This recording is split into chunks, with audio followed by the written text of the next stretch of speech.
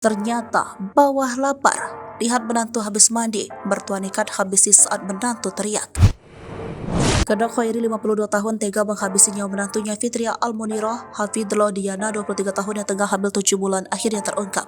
Yang ditemukan dalam kondisi mengenakan daster yang tersibak. Kondisi terakhirnya itu memunculkan dugaan sebagian warga.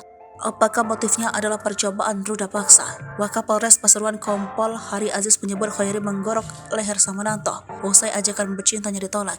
Menurutnya, Khairi memuncak saat melihat menantunya setelah mandi kemudian rebahan di kamar seorang diri.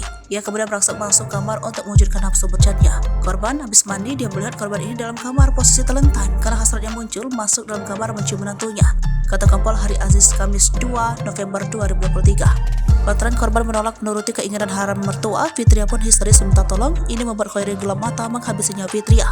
Korban berteriak hingga pelaku panik lari ke dapur ambil pisau terangnya. Pelaku lalu menuju ke kamar mendidik korban lalu disayat lehernya sebanyak 1 kali dalam 13 cm, ungkap Hari.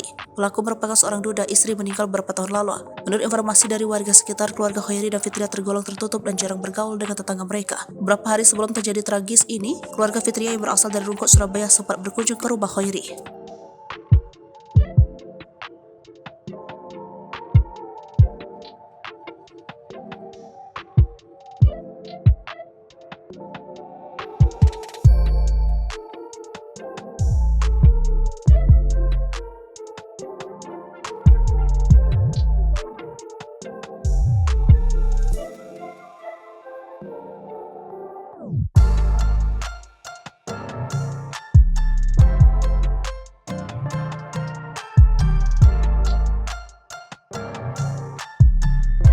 Download Tribun X sekarang, menghadirkan lokal menjadi Indonesia.